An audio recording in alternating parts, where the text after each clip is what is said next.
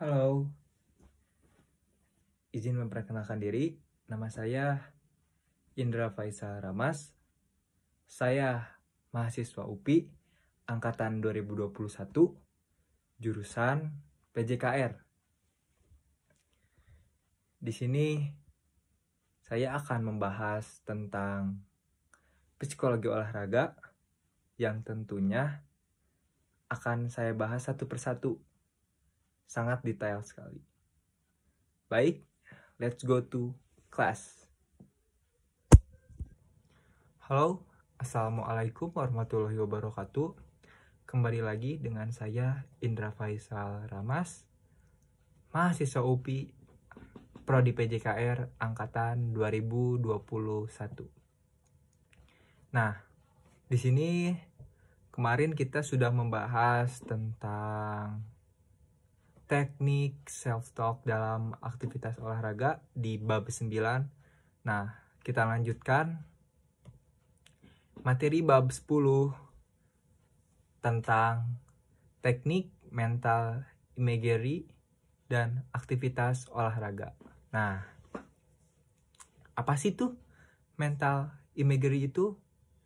Nah, mental imagery adalah aktivitas untuk mengingat, membayangkan, atau memunculkan kembali dalam pikiran suatu objek, peristiwa, atau pengalaman gerak yang benar tanpa disertai oleh objek atau peristiwa gerak yang menjadi sumber persepsi semula dan melibatkan multimodalitas.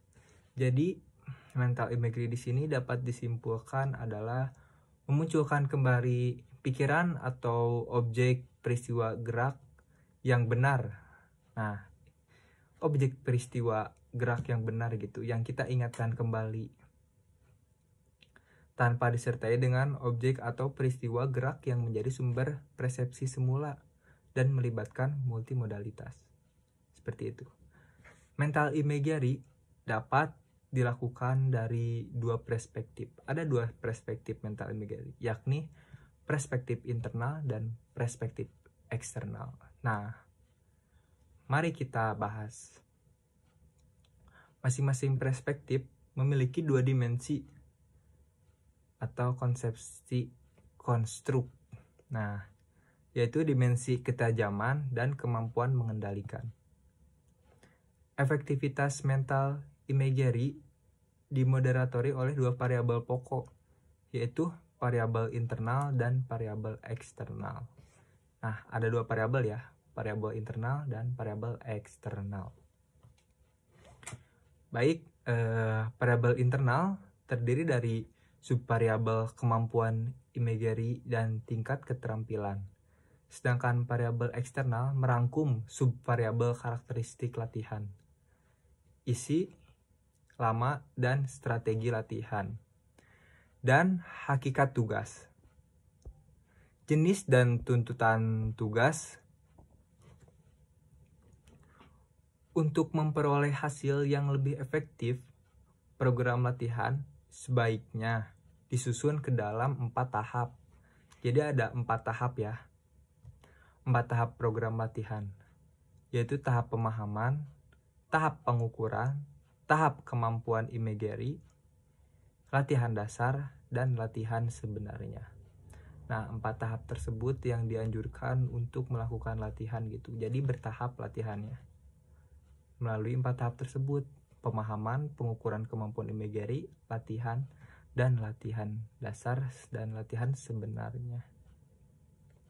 Nah, berbagai hasil penelitian telah memperlihatkan adanya hubungan positif dan signifikan antara mental imagery dengan proses dan hasil belajar keterampilan gerak dan penampilan olahraga.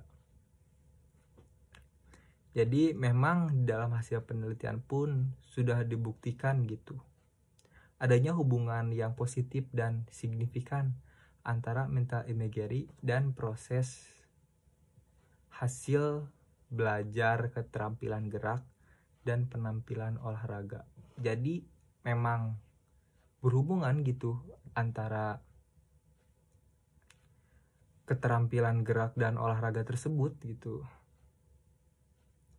Nah, 3 teori yang dapat menjelaskan dinamika psikologis tersebut adalah teori psikoneuromuskular, belajar simbolik, dan bioinformasional. Nah, tiga teori tersebut yang menjelaskan dinamika psikologis.